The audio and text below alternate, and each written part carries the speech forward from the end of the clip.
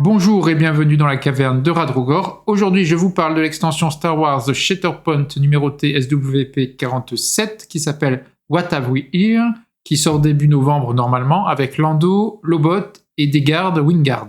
Je commence par Lando, l'unité principale qui a les mots-clés Bespin, Scélérat et au choix lors de la mise en place, soit Alliance Rebelle, soit Empire Galactique. On est dans l'âge de la rébellion, il a une vigueur de 9, une résistance de 3 et il n'apporte que 2 points de force, tandis qu'il apporte 8 points d'escouade. Lando a 4 capacités. La première, How You Doing Ya All Pirate, qui est une tactique.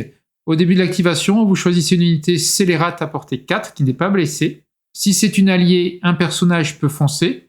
Ensuite, Lando enlève toutes ses conditions et les file à l'unité Scélérat choisie, qu'elle soit amie ou ennemie si je comprends bien. Ensuite, Edge Bet, une capacité innée. Avant de rafraîchir votre deck de cartes d'ordre, s'il vous reste des forces, vous choisissez une unité pour chaque force qu'il vous reste, et à ce moment-là, si c'est une alliée, elle peut enlever une condition, si c'est une ennemie, elle gagne une condition de votre choix en plus. Alors il n'est pas précisé si vous pouvez choisir 2 fois la même unité s'il vous reste 2 forces par exemple. Encore une capacité innée, Sabak Shift, une fois par tour, quand vous révélez la carte d'ordre de Lando, il peut gagner une condition qu'il n'a pas encore. En échange, vous pourrez rafraîchir 2 forces, puis vous remélangez Lando dans le paquet d'ordre, et vous révélez une nouvelle carte, et si c'est une unité que vous révélez, elle ne peut pas être mise en réserve. La dernière capacité d'identité, Conflicting Responsibilities, c'est celle qui permet de choisir le tag, le mot-clé Empire Galactique ou Alliance Rebelle au début du jeu.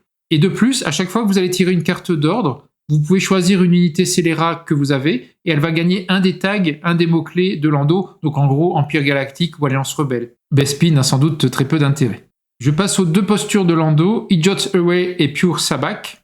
Alors ici, on a de l'attaque à 7D portée 4 et une défense à 6, et en mêlée 6D également une défense à 6.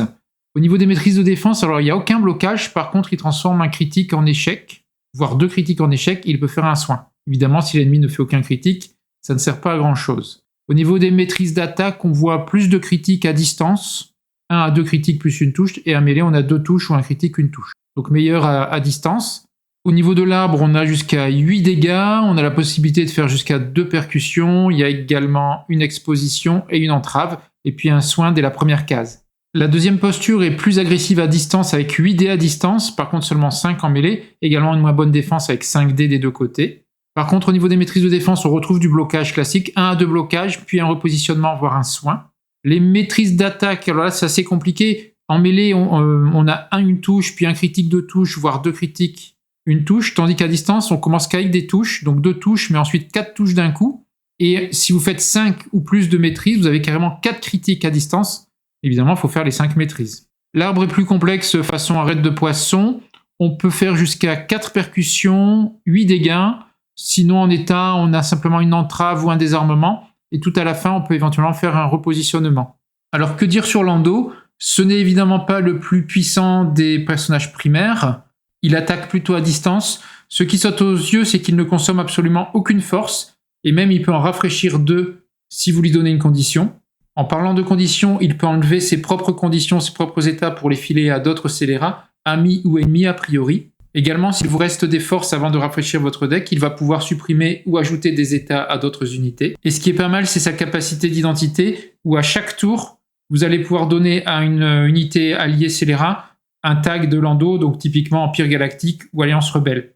Je passe à l'unité secondaire, donc Lobot, qui coûte 5 points. Toujours à l'âge de la rébellion, il a 8 points de vigueur, 2 points de résistance, pas de force. Les mots-clés sont simplement Bespin et Scélérat. Première capacité qui est tactique, Detain.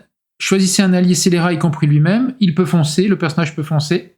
Et s'il y a un ennemi à portée 3, alors il se prend un désarmement ou une entrave. Capacité active, Security Network, qui coûte une force. Choisissez un autre secondaire Scélérat ou un autre soutien Scélérat à portée 4. Le personnage en question peut foncer, puis faire une attaque à 5D qui cible un personnage ennemi qui conteste un objectif actif. Ce qui est intéressant, c'est que l'arbre de Lobot lui permet d'utiliser une capacité active gratuitement, en 4e position. Capacité réactive, Battlefield Calculation, quand un autre personnage allié termine différents types de mouvements à portée 2 de ce personnage, donc de Lobot, il fait immédiatement une concentration. Enfin, capacité innée, Lockdown.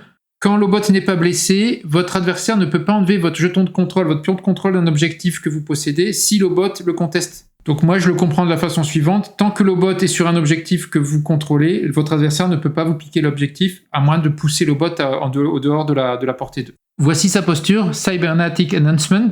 Il attaque à portée 4 avec 7 dés à distance ou 6 dés en mêlée, il défend à 5, donc un peu plus de dés à distance. Ses maîtrises de défense, c'est un blocage ou un blocage plus un critique ennemi annulé, et en plus il donne un désarmement et éventuellement une exposition à l'ennemi. En attaque, les maîtrises sont un peu meilleures à distance puisqu'il a un critique une touche ou un critique 2 touches, tandis qu'à mêlée c'est un critique ou un critique une touche. Avec son arbre, il ne peut donner que 7 dégâts, mais il peut utiliser sa capacité gratuitement qui permet à un scélérat de faire une attaque bonus, donc ça rattrape un peu. Ensuite, il y a jusqu'à 3 percussions, on a un désarmement ou une contrainte et une entrave. Alors pour conclure sur le bot, il coûte cher, 5 points, mais si on comprend bien sa capacité lockdown, c'est assez énorme parce que ça empêche l'adversaire de prendre un objectif. Et ensuite, il a des capacités d'aide de vos autres unités, un peu comme un droïde tactique. En effet, il permet à un personnage scélérat à portée 4 de faire une attaque bonus, et à tout personnage qui arrive à portée 2 de lui de faire une action de concentration. Et enfin, il attaque plutôt à distance et ne fait pas énormément de dégâts à lui tout seul.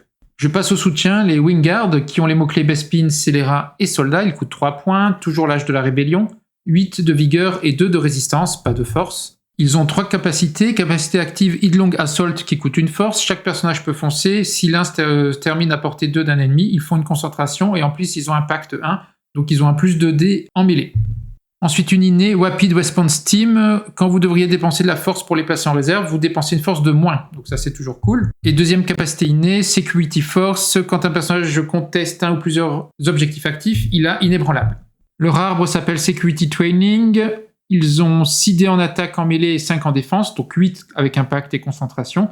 Et à portée 4, ils ont 5 dés d'attaque et 4 de défense. Les maîtrises de défense, c'est un blocage ou 2 blocages comme des soutiens basiques. En mêlée, ils ont 2 touches ou un critique, une touche, tandis qu'à distance, ils ont juste 2 touches. Donc ils sont clairement faits pour la mêlée.